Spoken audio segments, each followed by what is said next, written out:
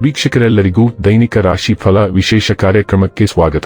ಇವತ್ತಿನ ಈ ವಿಡಿಯೋದಲ್ಲಿ ನಾವು ವರ್ಷ 2026 ಜೂನ್ ತಿಂಗಳಿನ 18ನೇ ತಾರೀಕಿನ ದಿನ ಮಕರ ರಾಶಿಯ ಫಲಗಳನ್ನು ತಿಳಿದುಕೊಳ್ಳಲಿದ್ದು, ಈ ದಿನ ಮಕರ ರಾಶಿಯ ಜಾತಕದವರ ಪಾಲಿಗೆ ಹೇಗೆ ಸಾಬೀತಾಗಲಿವೆ, ಈ ದಿನ ಗ್ರಹ ನಕ್ಷತ್ರಗಳ ಸ್ಥಿತಿಗತಿಗಳೇನು ಮತ್ತು ಇಲ್ಲಿ ಉಂಟಾಗಲಿರುವ ಯೋಗಗಳ್ಯಾವುವು, ಈ ಯೋಗಗಳ ಪ್ರಭಾವ ನಿಮ್ಮ ಮೇಲೆ ಹೇಗೆ ಕಾಣಿಸಿಕೊಳ್ಳಲಿದೆ, ಜೊತೆಗೆ ಈ ದಿನಗಳಂದು ನೀವು ಹೊಂದಿರಬೇಕಾದ ಎಚ್ಚರಿಕೆ ಏನು ಅನ್ನೋದೆಲ್ಲವನ್ನ ವಿಸ್ತಾರ ರೂಪದಲ್ಲಿ ಇಲ್ಲಿ ತಿಳಿದುಕೊಳ್ಳೋಣ. ಮಾಹಿತಿ ತಿಳಿದುಕೊಳ್ಳುವುದಕ್ಕೂ ಮುನ್ನ ನಮ್ಮ ವಿನಂತಿ ಎಂದರೆ, ನೀವಿನ್ನೂ ನಮ್ಮ ಚಾನೆಲ್ ಸಬ್ಸ್ಕ್ರೈಬ್ ಮಾಡಿಲ್ಲವೆಂದರೆ ದಯವಿಟ್ಟು ಈಗಲೇ ನಮ್ಮ ಚಾನೆಲ್ ಅನ್ನು ಸಬ್ಸ್ಕ್ರೈಬ್ ಮಾಡಿ. ಹಾಗೆ ನಿರಂತರ ವಿಡಿಯೋ ಅಪ್ಡೇಟ್ಸ್ಗಳಿಗಾಗಿ ಪಕ್ಕದ ಬೆಲ್ ಐಕಾನ್ ಕ್ಲಿಕ್ ಮಾಡಿ. ವಂಶ ಪಾರಂಪರ್ಯ ಜ್ಯೋತಿಷ್ಯರು ನಂಬರ್ 1 ವಶೀಕರಣ ಸ್ಪೆಷಲಿಸ್ಟ್. ವೃತ್ತಿ, ಉದ್ಯೋಗ, ಮದುವೆ, ಹಣಕಾಸಿನ ಸಮಸ್ಯೆ, ವ್ಯಾಪಾರ, ಆರೋಗ್ಯ ಸಮಸ್ಯೆಗಳಿಗೆ ಫೋನಿನ ಮೂಲಕ ಪರಿಹಾರ. ಇಂದೇ ಕರೆ ಮಾಡಿ. ವೀಕ್ಷಕರೇ, ದೈನಿಕ ರಾಶಿ ಫಲಗಳನ್ನು ತಿಳಿದುಕೊಳ್ಳುವುದಕ್ಕೂ ಮುನ್ನ ಈ ದಿನ ಗ್ರಹ ನಕ್ಷತ್ರ ತಿಥಿಗಳ ಮಾಹಿತಿ ಮತ್ತು ಯೋಗಗಳ ಕುರಿತು ನೋಡೋಣ.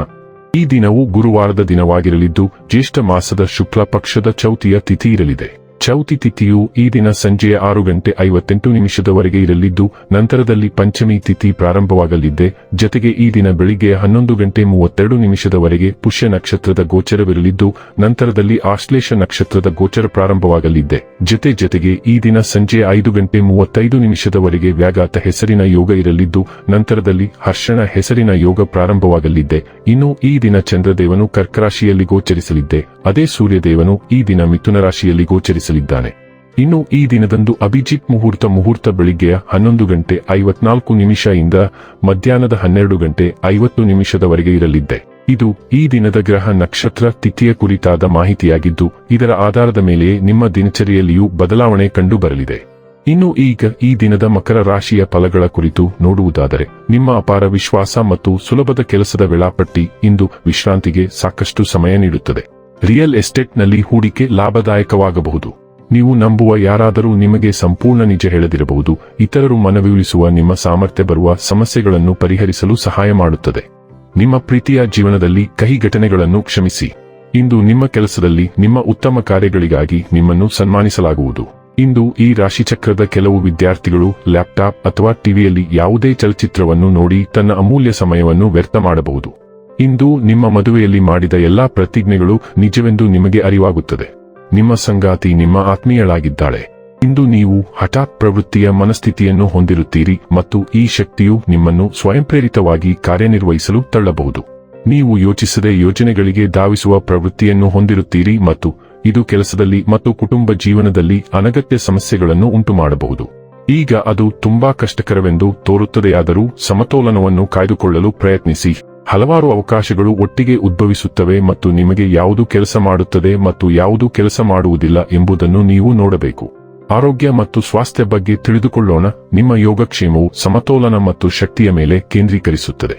ನಿಮ್ಮ ಪೊಟ್ಯಾಸಿಯಂ ಮಟ್ಟವನ್ನು ಗಮನದಲ್ಲಿರಿಸಿಕೊಳ್ಳಿ ಮತ್ತು ಅಸಮತೋಲನವನ್ನು ತಪ್ಪಿಸಲು ಸಕ್ರಿಯರಾಗಿರಿ. ಶ್ವಾಸಕೋಶದ ಆರೋಗ್ಯಕ್ಕೆ ಸಹಾಯ ಮಾಡಲು ಲ್ಯಾವೆಂಡರ್ನಂತಹ ಹಿತವಾದ ಎಣ್ಣೆಗಳನ್ನು ಬಳಸಿ ಮತ್ತು ಆಳವಾದ ಉಸಿರಾಟದ ವ್ಯಾಯಾಮಗಳನ್ನು ಅಭ್ಯಾಸ ಮಾಡಿ. ನಿಮ್ಮ ದೈಹಿಕ ಶಕ್ತಿ ಮತ್ತು ಸ್ನಾಯು ಚಟುವಟಿಕೆಯು ವರ್ಧಿಸಬಹುದು, ಆದರೆ ಸಿಯಾಟಿಕಾ ಅಪಾಯಗಳ ಬಗ್ಗೆ ಎಚ್ಚರವಿರಲಿ. ದೀರ್ಘಕಾಲೀನ ಆರೋಗ್ಯವನ್ನು ಬೆಂಬಲಿಸಲು ಮತ್ತು ಸಂಭಾವ್ಯ ತೊಡಕುಗಳನ್ನು ತಡೆಗಟ್ಟಲು ಕೊಲೆಸ್ಟ್ರಾಲ್ ಮಟ್ಟವನ್ನು ಕಡಿಮೆ ಮಾಡುವತ್ತ ಗಮನಹರಿಸಿ. ಡೈಲಿ ಲವ್ ಮತ್ತು ರಿಲೇಶನ್ಶಿಪ್ ಬಗ್ಗೆ ತಿಳಿದುಕೊಳ್ಳೋಣ. ಇಂದು ನೀವು ನಿಮ್ಮ ಸಂಗಾತಿಯ ಬಗ್ಗೆ ಸ್ವಲ್ಪ ಮುಖ್ಯವಾದ ಮಾಹಿತಿಯನ್ನು ಸಂಗ್ರಹಿಸಬಹುದು. ಅದು ನಿಮಗೆ ಅಭಿಪ್ರಾಯ ರೂಪಿಸಲು ಸಹಾಯ ಮಾಡುತ್ತದೆ. ನಿಮ್ಮ ಸಂಗಾತಿ ಕೆಲವು ಸಮಯದಿಂದ ನಿಮಗೆ ಗೊಂದಲಮಯ ಸಂಕೇತಗಳನ್ನು ಕಳುಹಿಸುತ್ತಿದ್ದಾರೆ.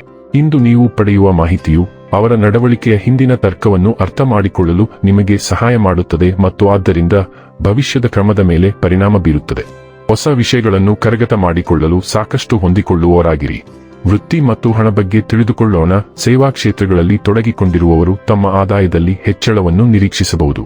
ಆದರೆ ಅದು ಸಂಭವಿಸದಿದ್ದರೆ ನೀವು ನಿಮ್ಮ ಮುಕ್ತ ಅಭಿಪ್ರಾಯಕ್ಕೆ ಧ್ವನಿ ನೀಡಬಹುದು ಮತ್ತು ನಿಮ್ಮ ಮಾತು ಖಂಡಿತವಾಗಿಯೂ ಕೇಳಿಬರುತ್ತದೆ.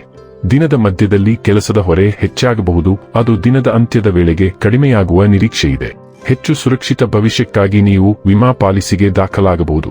ಇನ್ನು ಕೊನೆಯದಾಗಿ ಈ ದಿನ ಮಾಡಿಕೊಳ್ಳಬೇಕಾದ ಉಪಾಯಗಳ ಕುರಿತು ನೋಡುವುದಾದರೆ, ಉತ್ತಮ ಕುಟುಂಬ ಜೀವನಕ್ಕಾಗಿ ಯಾವುದೇ ನಾಯಿಗೆ ಹಾಲು ನೀಡಿ, ಕಪ್ಪು ಆಗಿದ್ದರೆ ಅದು ಶುಭ. ವೀಕ್ಷಕರೇ, ಇದಾಗಿತ್ತು ಮಕರ ರಾಶಿಯ ಜಾತಕದವರ ದೈನಿಕ ರಾಶಿ ಫಲದ ಮಾಹಿತಿ ಇಷ್ಟವಾದರೆ ವಿಡಿಯೋವನ್ನು ಲೈಕ್ ಮತ್ತು ಶೇರ್ ಮಾಡಿ. ಹಾಗೆ ಚಾನೆಲ್ ಸಬ್ಸ್ಕ್ರೈಬ್ ಮಾಡುವುದರ ಜೊತೆಗೆ ನಿರಂತರ ವಿಡಿಯೋ ಅಪ್ಡೇಟ್ಸ್ಗಳಿಗಾಗಿ ಪಕ್ಕದ ಬೆಲ್ ಐಕಾನ್ ಕ್ಲಿಕ್ ಮಾಡಿ.